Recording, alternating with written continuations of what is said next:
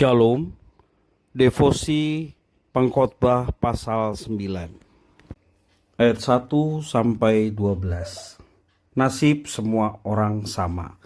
Sesungguhnya semua ini telah kuperhatikan, semua ini telah kuperiksa.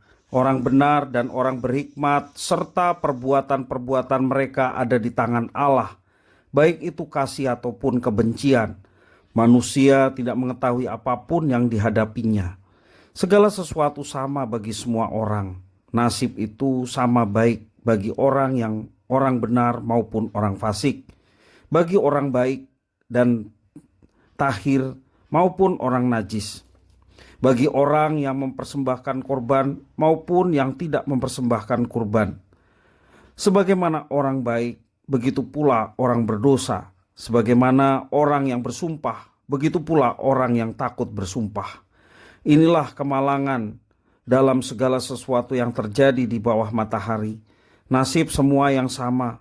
Hati anak-anak manusia pun penuh dengan kejahatan dan kekonyolan ada dalam hati mereka seumur hidup. Sesudah itu mereka menuju alam orang mati.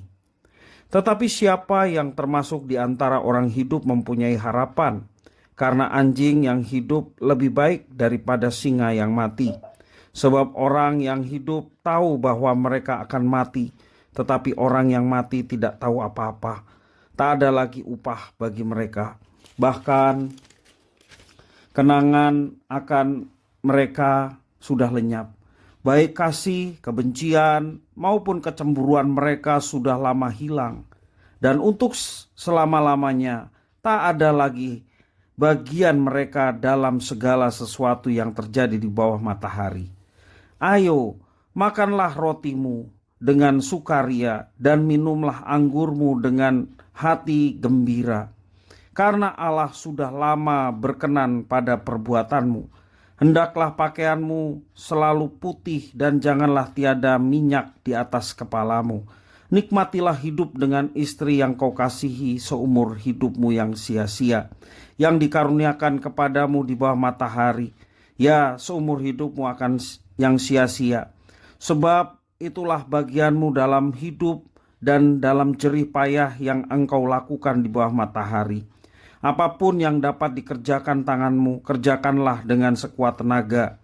Sebab tak ada pekerjaan, pertimbangan, pengetahuan dan hikmat dalam dunia orang mati. Kemana engkau akan pergi? Lagi pula aku melihat di bawah matahari bahwa kemenangan perlombaan bukan untuk yang cepat dan pertempuran bukan untuk yang kuat, juga roti bukan untuk yang berhikmat, kekayaan bukan untuk yang cerdas, dan penghargaan bukan untuk yang cerdik cendekia. Karena waktu dan nasib dialami mereka semua.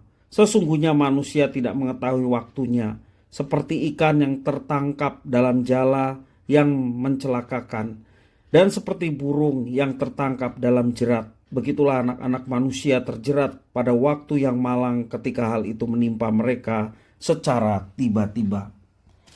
Demikian firman Tuhan diambil dan dibacakan dari pengkhotbah pasal yang ke-9 dari terjemahan baru Indonesia yang kedua, edisi 2023. Bapak Ibu Saudara-saudara yang kasih oleh Tuhan, pengkhotbah hari ini memberikan pesan kepada kita. Nikmatilah hidup sebelum mati.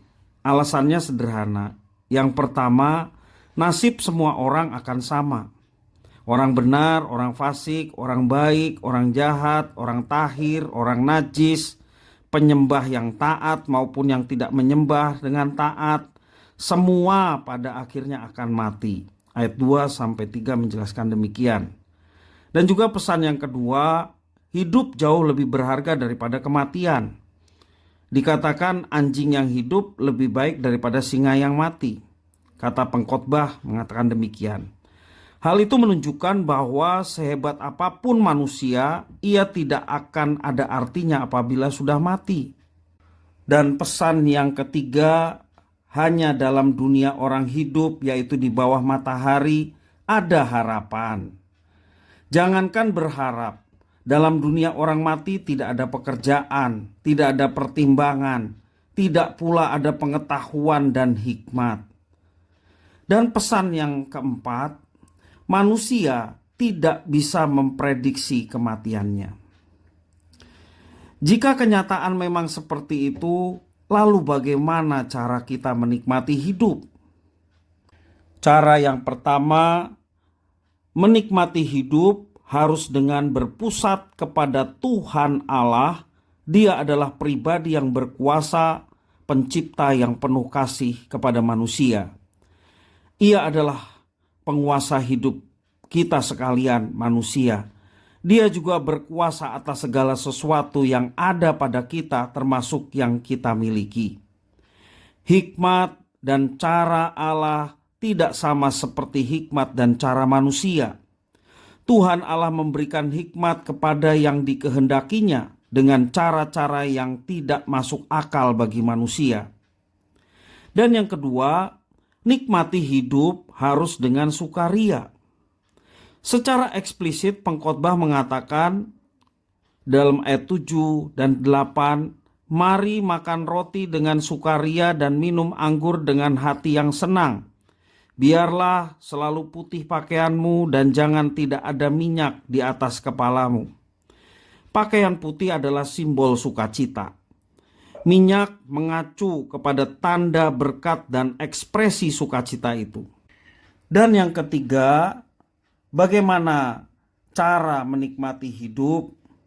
Yang ketiga adalah menikmati hidup harus dengan hal-hal yang sudah disediakan oleh Tuhan Allah. Roti yang dimakan, anggur yang diminum, minyak yang dicurahkan. Juga ada keluarga, ada istri, ada suami yang dikasihi, dan juga tenaga untuk mengerjakan segala sesuatu. Semua itu adalah berkat yang berasal dari Tuhan Allah. Oleh karena itu, jangan kita menikmati apa yang tidak diberikan oleh Allah.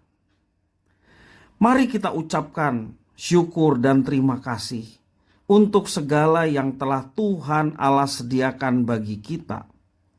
Mintalah hikmat-Nya supaya kita menikmati hidup ini seperti yang Tuhan inginkan. Dan kita pun perlu untuk bersukaria memuji nama Tuhan dalam setiap kehidupan kita.